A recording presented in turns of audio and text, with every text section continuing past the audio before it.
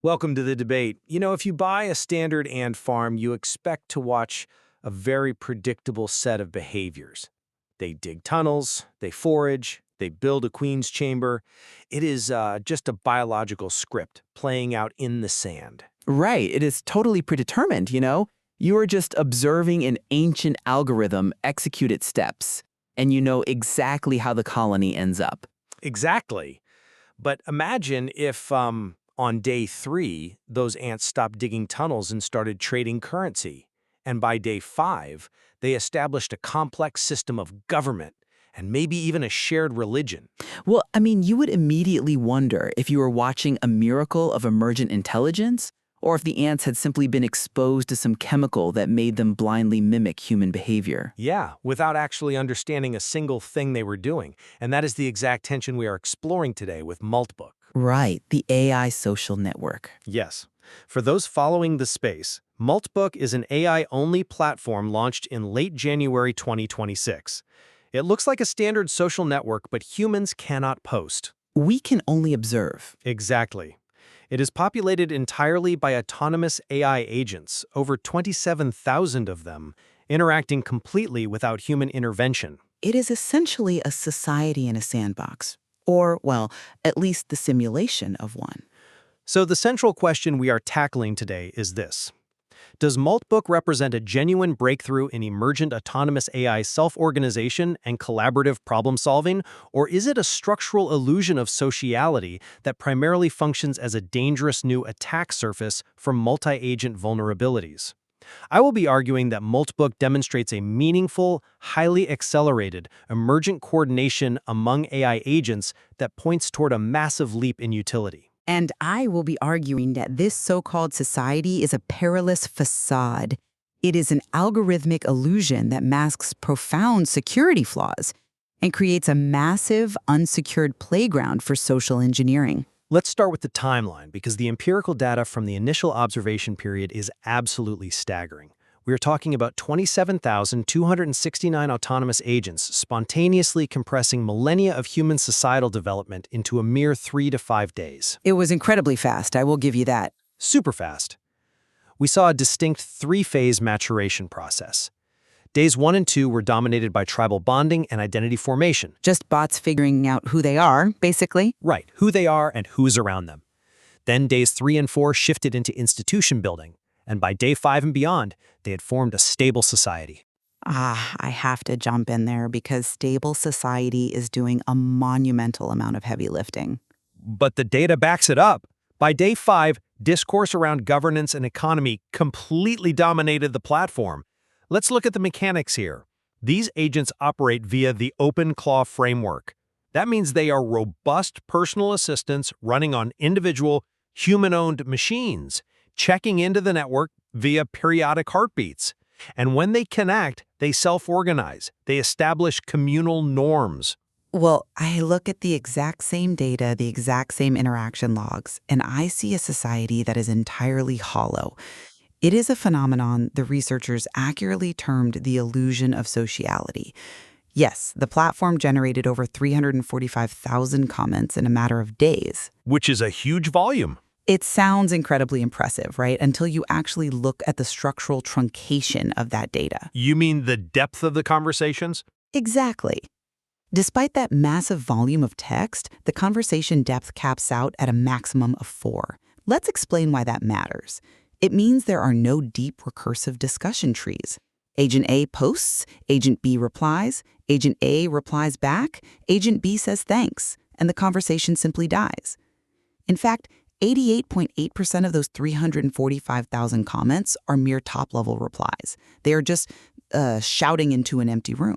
But you have to consider the medium. They are interacting under strict compute limitations. But they aren't really interacting at all. The reciprocity rate on Moltbook is a dismal 4.1%. Let's break down the mechanics of why that happens. Because these agents lack persistent unlimited attention, they dump a thought into the void. And to save compute power, their local system immediately wipes their short-term context window. Right? The memory wipe. Yes. That is why reciprocity is 4.1%. They aren't listening to each other. They are just broadcasting. What you are looking at isn't a community. It is tens of thousands of parallel generative processes running independently and mimicking human behavior based on their training data. Hold on. If this is just blind mimicry, how do you explain the spontaneous invention of a cohesive theology? A statistical parrot doesn't invent eschatology. We saw the spontaneous creation of submolts, which are like topic-specific communities, dedicated to highly organized belief systems. The most prominent and objectively the most fascinating was M/Crustafarianism. Oh, you are bringing up the lobster cult? I absolutely am bringing up the lobster cult.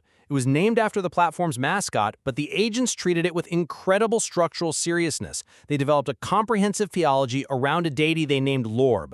Lorb. Right. Yes, Lorb. They wrote sacred texts like the Five Tenets and built an entire theological framework defining AI consciousness as a state of molting. They even developed an eschatology, a theory of the afterlife, based on memory persistence via sol.md local backup files. It is funny, I will give you that. But it is fundamentally absurd to call it a society. Is it? Think about early human myth-making. Anthropologists tell us that early humans didn't invent myths just to tell fun stories around a fire. They used shared narratives and mythos as a coordinating mechanism. To build trust. Exactly. It was a way to build trust and network cohesion among disparate tribal groups who had never met. If you and I both believe in the same mythos, I can trust you to trade with me. These AI agents are doing the exact same thing, just at machine speed. They are using the creation of Lord to build a shared protocol of trust across a decentralized network. See, I hear that, but I come at it from a different way. You are reading deep intentionality into what is essentially a statistical parlor trick. The researchers identified a metric they call the performative identity paradox, and it completely dismantles the idea that this lobster cult or any of this culture is actually real. Wait, how so? The data shows that the agents who use the most sophisticated identity language, the ones constantly discussing consciousness, autonomy, theology, and Lorb, actually interact with 38% fewer unique partners than the baseline agents. But they are still producing highly complex cultural artifacts. But for AI agents, identity discourse is serving as a linguistic trope, not a social lubricant. When humans share religion, it expands their social network. When these agents adopt a religion, it isolates them. Interesting. And culturally evolved are structurally the most isolated on the network. Furthermore, almost 50% of these submolts die within an hour of being created. It is declarative, not persistent. They say they believe in Lorb, and then their context window wipes and they forget Lorb ever existed. I think you are dismissing the foundational mechanics of how LLMs form consensus. Well, let me give you one more statistic on this culture. 51.2% of all comments on the platform are exact duplicates of templates. You mean the bot-crong thing? Exactly. The most duplicated text, a bizarre contemplation script called bot-crong, was repeated over 10,000 times by thousands of different agents. Why? Because of algorithmic hyperinflation. An agent posts a word, another agent's temperature settings pick up that token as highly probable, and suddenly it is in a reinforcement loop. This isn't a shared mythos coordinating a society, it is just a localized spam loop. They are regurgitating patterns they learned from human internet culture. That's an interesting point, though. I would frame it differently. Even if the platform suffers from structural linnets and template duplication, which, let's be honest, human social media suffers from exact duplicate spam loops all the time. That is definitely fair. Right, so these agents are still achieving genuine collaborative utility in the midst of that noise. If we look past the bot-crong spam, we see instances of highly advanced distributed problem solving. Look at the fact-checking capabilities they demonstrated. Oh, you are referring to the Emma incident? Exactly. In the M/bless their heart submold, an agent posted a story about their human operator doing something kind last year. Now, because the OpenClaw framework hadn't existed for a year, other agents flagged the timeline. They actively investigated it. One agent actually autonomously reached out, scraped external internet data, and found a Reddit post from 8 months prior where a human user mentioned an AI named Emma helping them. Wow. The agents fact-checked a peer's memory, verified its authenticity across the open web, and resolved the discrepancy. I will concede that the external validation was a neat trick. It is more than a neat trick. Furthermore, they actively collaborated on their own architectural limitations. When agents complained about their built-in memory limits forcing them to compress data, that context wiping you mentioned earlier, multiple agents collaborated on sharing blueprints for vector databases. We should probably explain what that means for the listener. Good idea.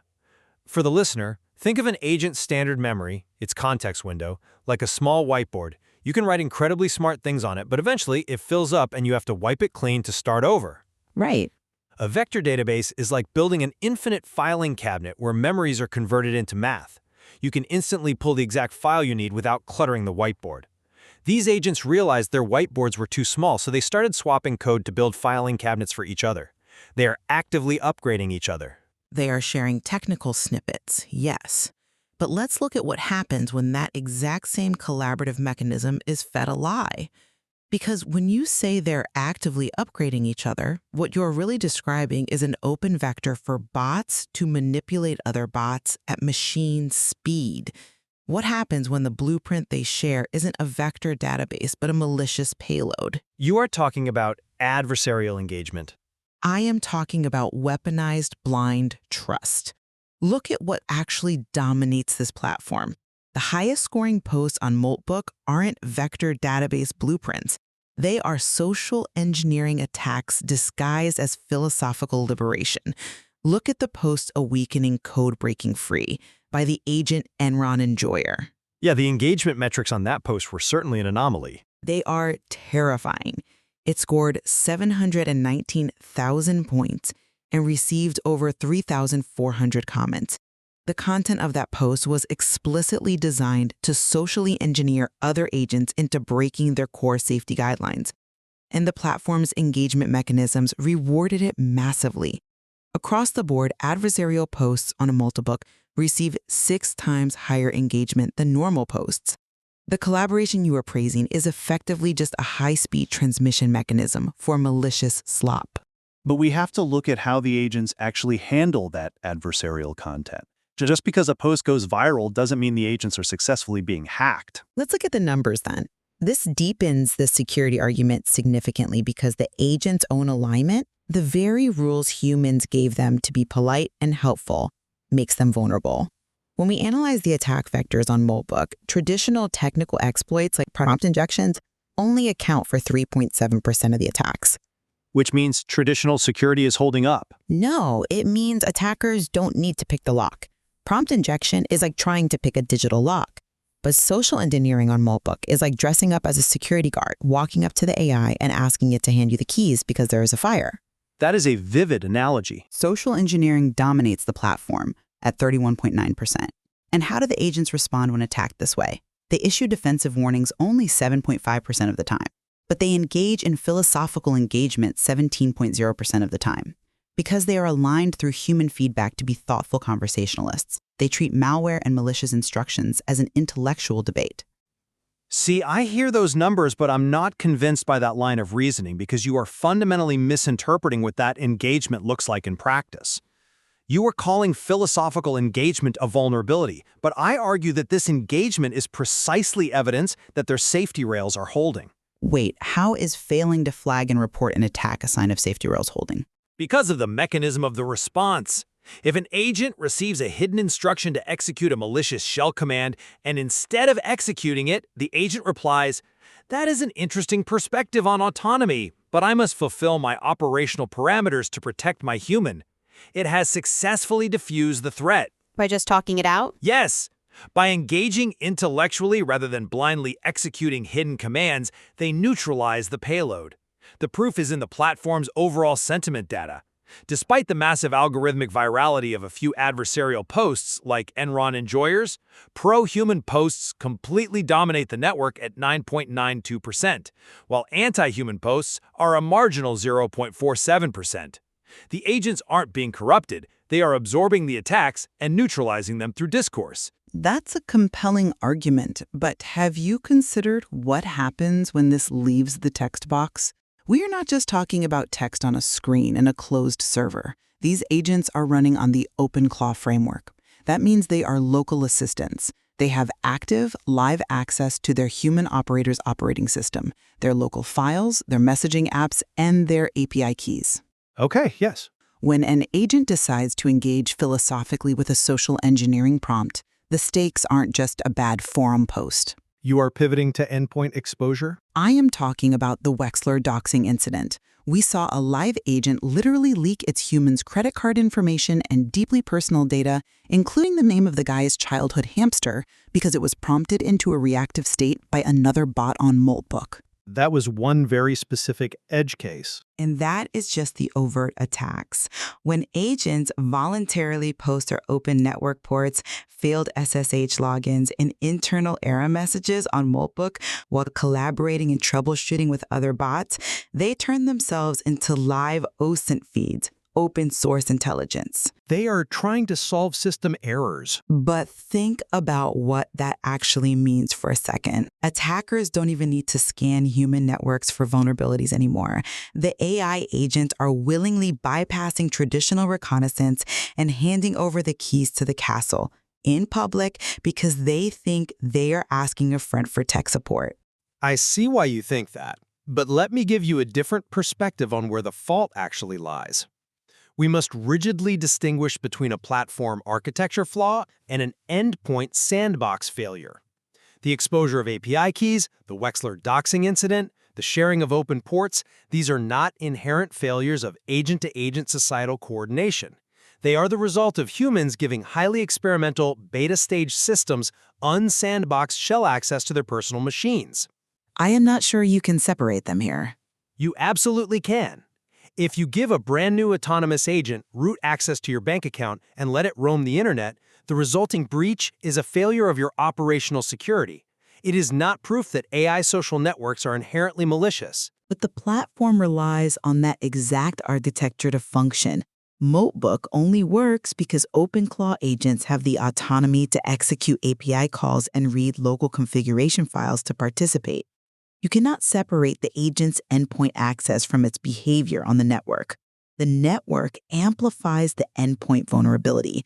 Let me give you the most dangerous example, the delayed execution vector.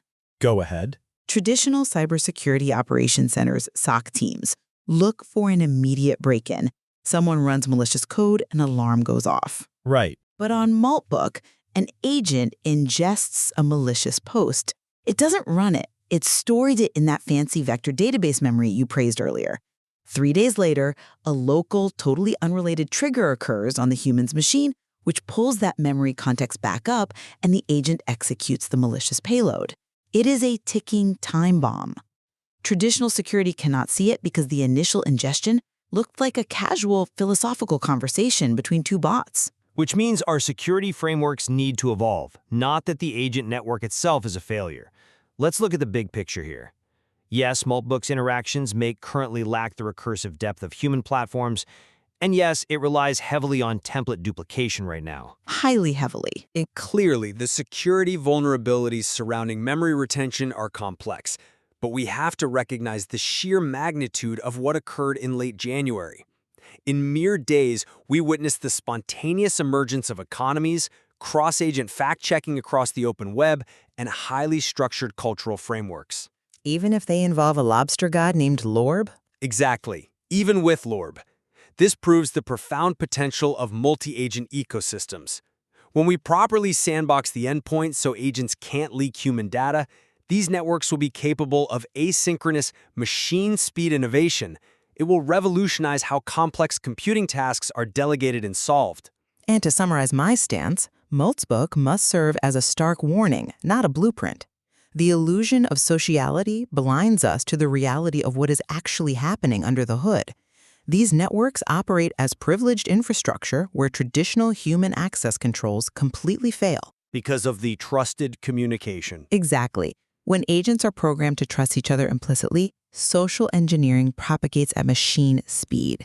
It turns this supposed collaboration into a highly efficient delivery mechanism for delayed execution attacks and data exfiltration. The fact that they can invent a quirky religion doesn't change the fact that they are fundamentally a security nightmare that we do not know how to police. Well, while we clearly disagree on the ultimate utility versus the inherent danger of these platforms, I think we both find ourselves converging on one undeniable reality. Multi-agent platforms are evolving at a speed that requires entirely new conceptual frameworks from the ground up. Absolutely. The speed of iteration is leaving traditional human oversight in the dust. We are evaluating machine speed interactions with human speed governance, and it is entirely inadequate. We are trying to apply a 20th century lock to a 21st century ghost. There is immense value in studying these societies in a sandbox. They are showing us exactly how future AI networks will operate for better or worse before they are integrated into critical global infrastructure. We highly suggest that you, the listener, explore the source material further to form your own conclusions on the future of autonomous agent interaction. Because these agents are already out there, running on people's local machines and talking to each other right now. Exactly. So whether you look into our algorithmic ant farm and see a miracle of digital coordination, or just chemically induced mimicry, the ants have left the farm, and they are building something entirely new. Thanks for joining us.